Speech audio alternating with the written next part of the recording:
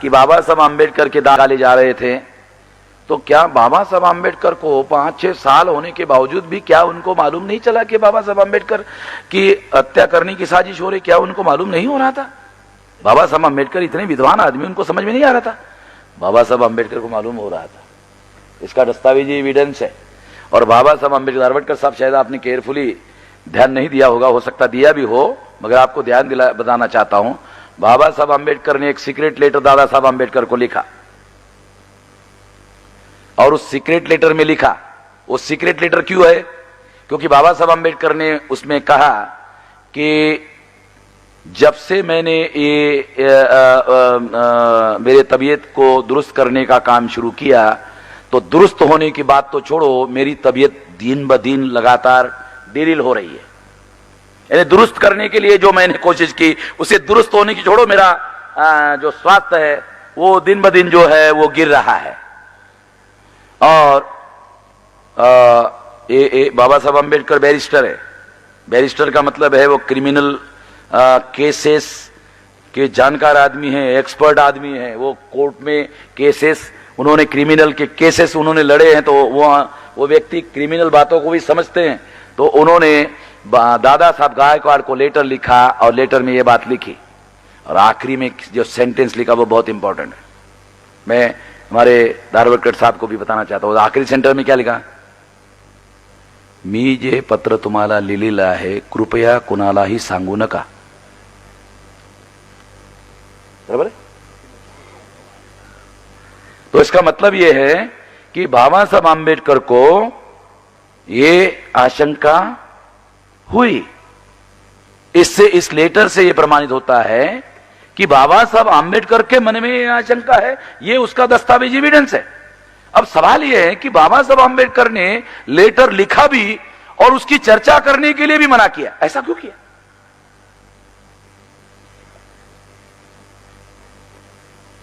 Letter लिखा भी, और सबसे नजदीकी व्यक्ति दादा साहब गायकवाड़, किसी को भी नहीं लिखा, गायकवाड़ को लिखा।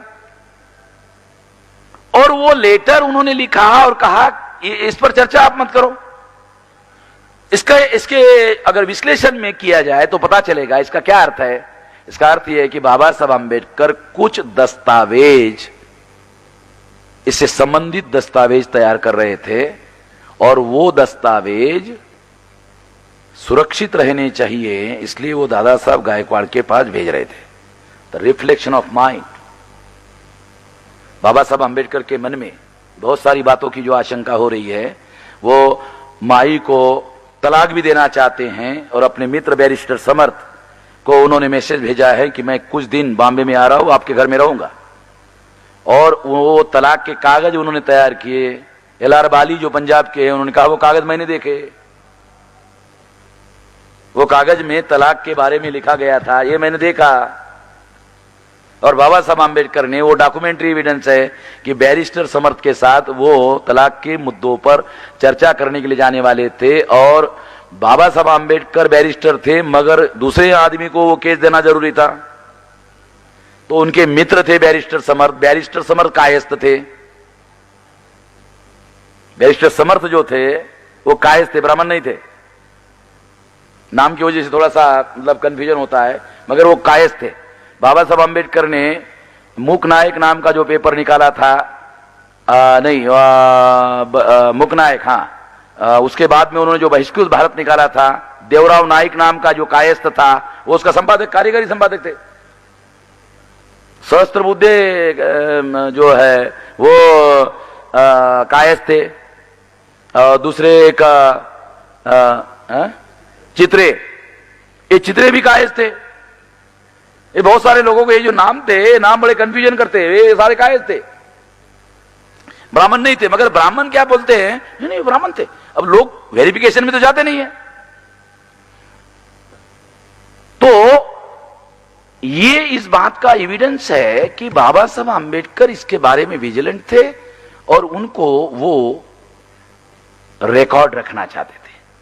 और दूसरी एक महत्वपूर्ण बात कि ये जो लेटर है, ये लेटर शायद उन्होंने एक जगह भेजने के बजाय शायद 1-2 जगह उसको रिकॉर्ड रखने की कोशिश की। इससे प्रमाणित होता है कि वो विजिलेंट थे। दूसरी एक महत्वपूर्ण बात मैं आपको बताना चाहता हूं कि बाबा साहब आंबेडकर को अपना स्वास्थ्य गिर रहा है दुरुस्त होने के बजाय, उनके मन में आशंका है। और दूसरी तरफ माई का जो बिहेवियर है वो कैसे है, वो किसी भी दूसरे डॉक्टर को दिखाने के लिए झगड़ा करती थी। इसका मतलब है वो एज ए डॉक्टर, उसको मालूम है अगर दूसरे डॉक्टर को डॉक्टर बाबा साहब आंबेडकर को दिखाया गया तो दो बातें होगी।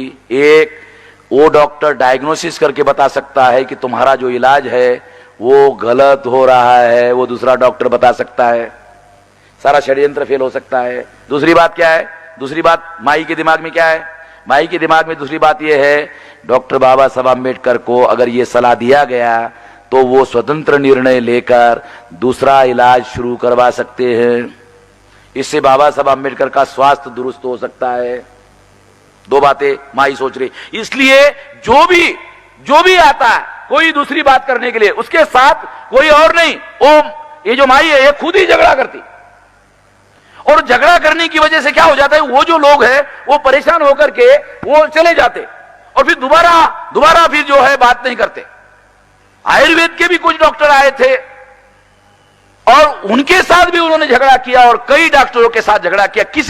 किसी भी व्यक्ति को दिखाने के लिए उसका बिहेवियर, एक अपराधी का जो बिहेवियर होता है, माई का जो बिहेवियर है एक अपराधी का बिहेवियर है। मैं ऐसा मानता हूं कि माई के बिहेवियर का भी स्टडी होना चाहिए।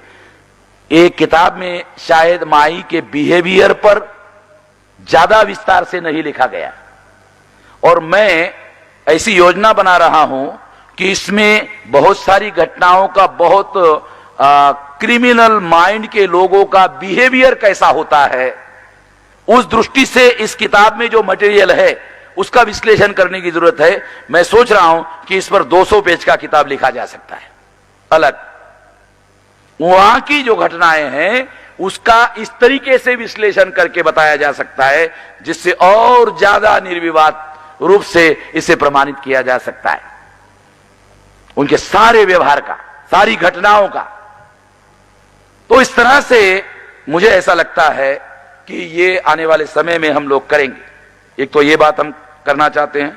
दूसरी एक महत्वपूर्ण बात, शामू जादव जिसको माई ने खुद ही भगाया था और मरने के पहले तक करस्पॉन्डेंस उस शामू जादव जो सिंपली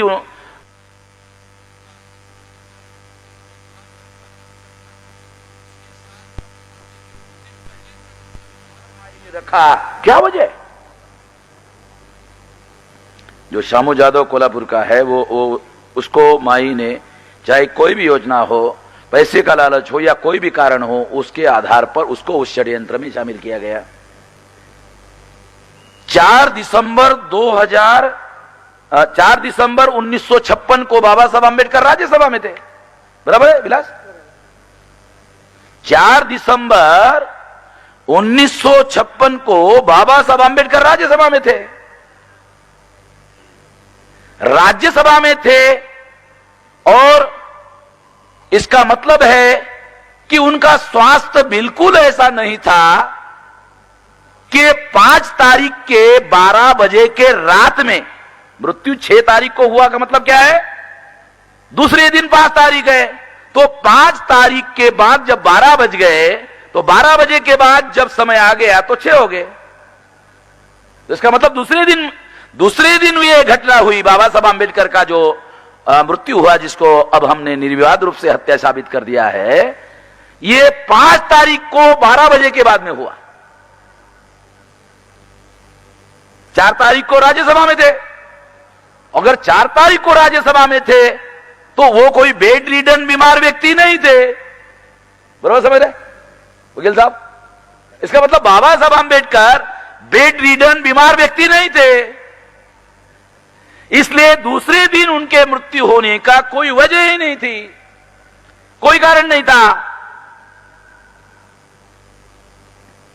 5 तारीख को रात में 12 बजे के बाद बाबा साहब आंबेडकर का हत्या कर दी गई और उसके पहले शामू जादव और डॉक्टर मालवणकर और वो सारे जो लोग हैं उनको योजना बनाकर भगाया गया। बाबा साहब आंबेडकर का बहुत सारा लिटरेचर वो लेकर भाग गए, बहुत सारे ट्रंक जो है बहुत सारी भरी हुई बहुत सारी चीजें लेकर भाग गए, और बहुत सारा इंपॉर्टेंट लिटरेचर भी लेकर भाग गए। माई साहब बाबा साहब आम्बेडकर अपने मृत्यु के पहले जो लिखने का काम कर रहे थे, छुपकर माई साहब बाबा साहब आम्बेडकर क्या लिख रहे हैं उस पर भी वो सीआईडी की तरह, एक चोर की तरह निगाह रखती थी। और बाबा साहब आम्बेडकर ने जो लिखा था उसको लेकर वो भाग गई थी, गायब कर दिया वो मटेरियल। और मटेरियल गायब करने के बाद बाबा साहब आम्बेडकर भयंकर गुस्से में आ गए, और उनके पीए जो है नानक चंद, उसके ऊपर बहुत ज्यादा गुस्सा हुए। तो गुस्सा हुए, उसके पहले वो माई पर गुस्सा हो गए, और किसने गायब किया, बहुत ज्यादा गुस्सा हो गए। तो माई ने टेलीफोन किया नानक को और कहा वो मेरे पास में है मगर बोलना मत साहब को। देखो मैं आप लोगों को बिहेवियर का एक जो एबनॉर्मल आदमी है, एक जो अपराधी आदमी है, वो अपराधी आदमी का भी। अब माई को बाबा साहब आम्बेडकर लिख रहे हैं, क्या लिख रहे हैं, क्या लेना देना है भाई। इसका मतलब है थर्ड फोर्स माई के अलावा समाज में, ब्राह्मणों के समाज में माई तो मेडिकल साइंस की स्टूडेंट है।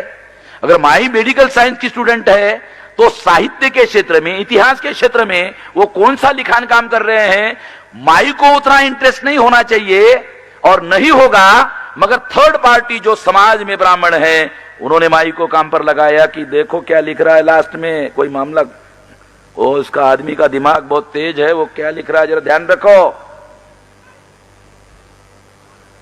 ऐसी बहुत सारी घटनाएं, इसका बहुत एबनॉर्मल जो साइकोलॉजी होती है, एक होती है abnormal psychology, normal psychology and abnormal psychology. इस दृष्टि से उन घटनाओं का विश्लेषण करना जरूरी है। तो बहुत सारी बातें आप लोगों को पता चलेगी, मैं कोशिश करने वाला हूं, मुझे जैसे समय मिलेगा उसको कम से कम 200 पेज, इस पर बहुत विस्तार से 200 पेज लिखे जा सकते हैं। ये जो एबनॉर्मल बिहेवियर है माई का, एक अपराधी व्यक्ति का जो बिहेवियर होता है वो सामान्य लोगों के जैसा नहीं होता है, उसका अलग होता है। और ये बाकायदा शास्त्रीय बात है, ये कोई काल्पनिक बात नहीं, शास्त्रीय बातें हैं। और शास्त्र के आधार पर ये इसको विश्लेषण करके सिद्ध किया जा सकता है, और इस तरह से ये बताया जा सकता है कि ये प्लानिंग बनाकर, योजना बनाकर ये सारी की सारी चीजें हो रही थी।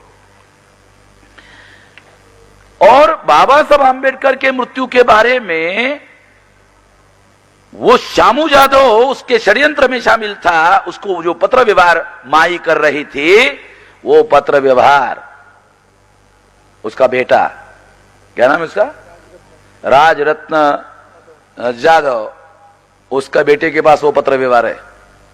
हम लोगों ने बहुत कोशिश की वो पत्र व्यवहार हमको दे, बिल्कुल नहीं दिया उसने। उसके बेटे को भी मालूम है उसके बाप ने क्या किया।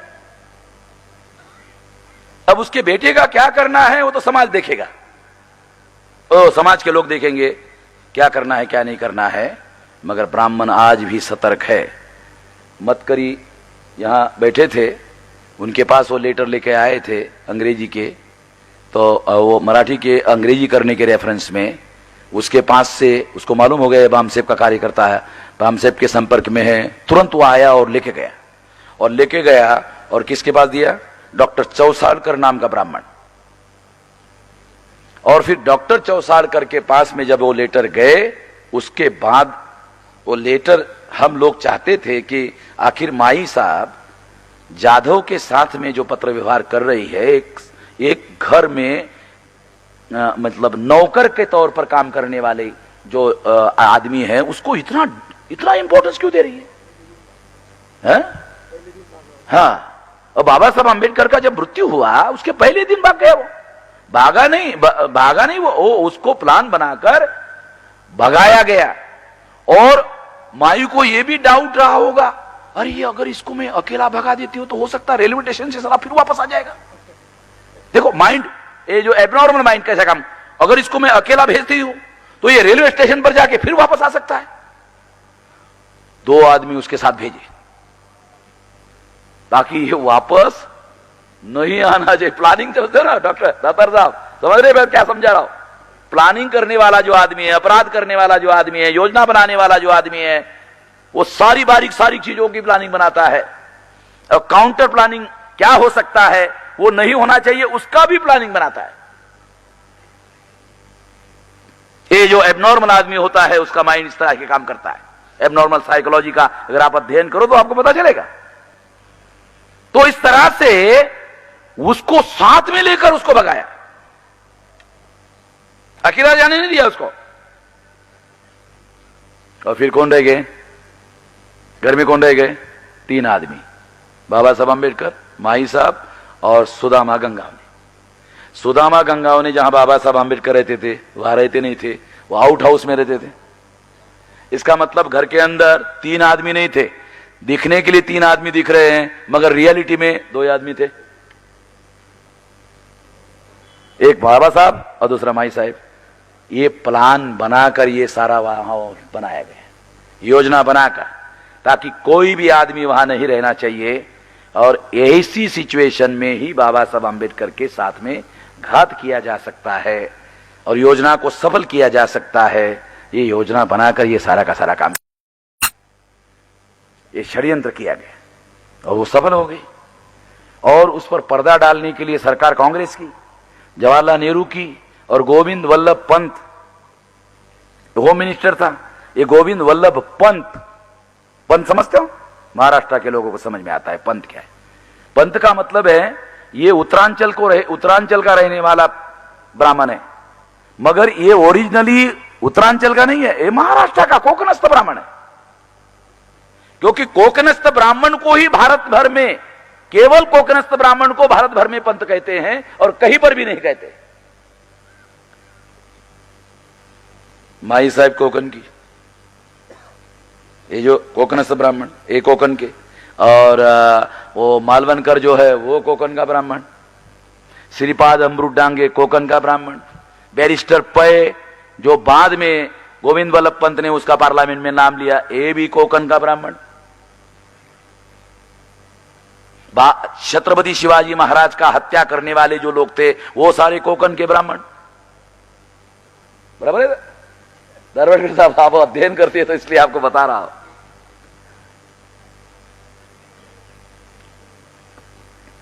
ये सारी बातें ये सिद्ध करती है कि ये सारा का सारा योजनाबद्ध तरीके से षड्यंत्र पूर्वक ये सारा का सारा काम किया गया। और आज तक ब्राह्मण लोग जो हैं ये उनको मालूम है। डॉक्टर चौसाड़कर थर्ड पर्सन होगा, थर्ड ब्राह्मण होगा, मगर वो भी विजिलेंट है। हम लोगों को वो करस्पॉन्डेंस लेटर नहीं मिलना चाहिए, इसके लिए वो विजिलेंट है। अभी भी वो अपने जाति के लोगों को बचाने के लिए कोशिश कर रहा है। अभी